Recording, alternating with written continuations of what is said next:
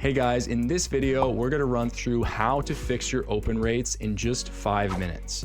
Now, it's really important here because if people aren't opening your email, it doesn't matter how long you spent on the design, it doesn't matter how great the design is or how great the offer is, people will not see it. So let's dive in and fix those open rates. Okay, so how do you figure out if your open rates are trash? Well, open rates are emails opened divided by the total delivered emails. And as a general rule of thumb, here's some benchmarks you can use. Good open rates are 20% or more, okay is kind of between 10 and 20, and then red flags are less than 10% open rates. A few things to note on these benchmarks just before we dive in. Number one, consider the email flow or campaign that you're sending. Certain emails like a sale email or a welcome series are going to be higher intent and people are going to have a higher open rate on those emails. Consider Apple MPP opens. Basically, iOS 15 has really skewed open rates where basically sometimes open rates may be well overinflated. So just keep an eye on that. And then the third piece is consider your end game. Many emails, the end goal is revenue or to get someone to do that specific action that you want them to do. So if your open rates are not great or they're not within KPI, but the revenue generation is, don't fuck with things. So after doing this, you need to look at where open rates are being hurt the most and fix that area. So there's 6 key areas where open rates can be hurt. Number one is the subject line. Now, the subject line is probably one of the most common areas, and this is basically your first opportunity to interact with a potential customer.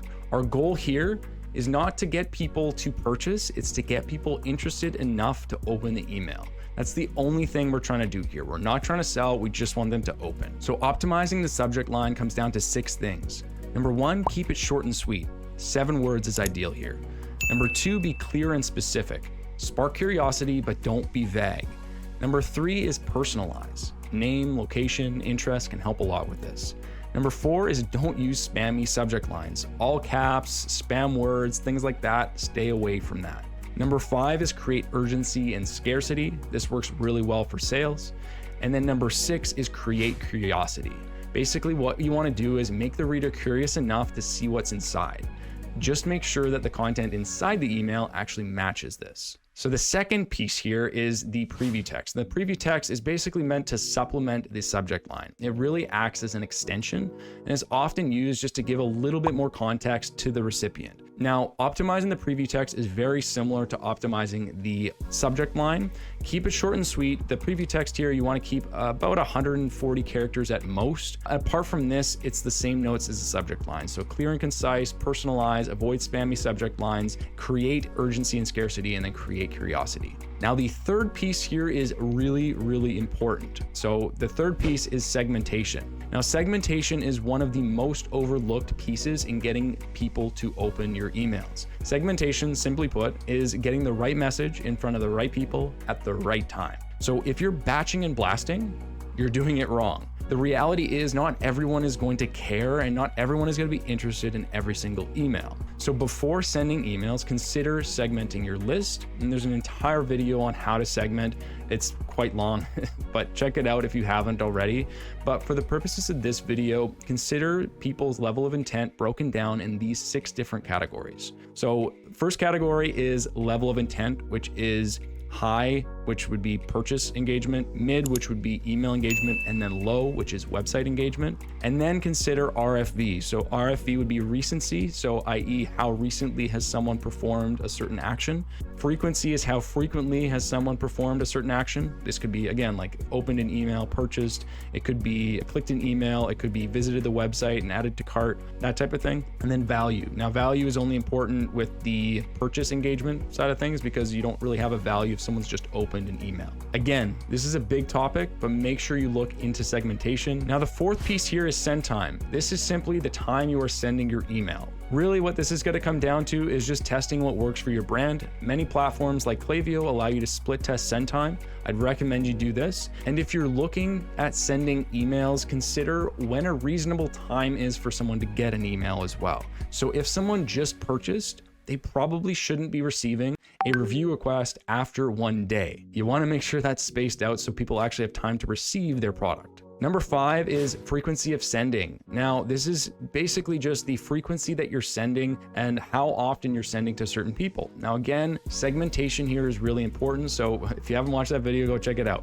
But someone who is really engaged and really excited about your brand should receive more emails and more frequently than someone who is not very engaged with your brand. So a couple of tests you can do here. First thing, if you increase your frequency and your unsubscribe rates increase and your open rates decrease, this is a red flag. You should be targeting 20% open rates, like bare bones minimum. So keep that in mind as you're starting to increase that frequency. So for example, if you're sending 2 emails per week, test out sending 3 emails per week. And if your unsubscribe rates rise and open rates fall dramatically, right? Reduce it back to 2 emails a week. Again, if you have slight dips, it's not as big of an issue if you go from a 40% open rate to a 20% open rate. Now, the final piece here is just the sending name. And this is basically just sending it out as a either founder or someone else in the company versus the brand name. This is what shows up when it shows up in someone's email. So it's like from who, right? It's from Derek with Ascend Media, or it's from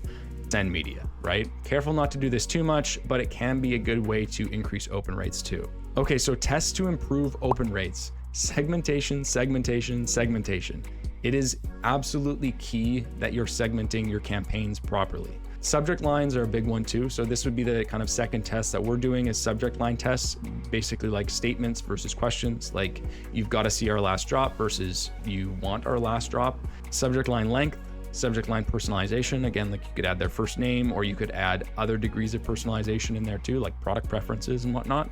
Emojis, another one you can test. Preview text, basically similar to the subject lines, but you can also test including versus not including preview text. The from name, again, like Derek versus Derek at Ascend Media versus Ascend Media. Send time, day of the week, and weekends versus weekdays.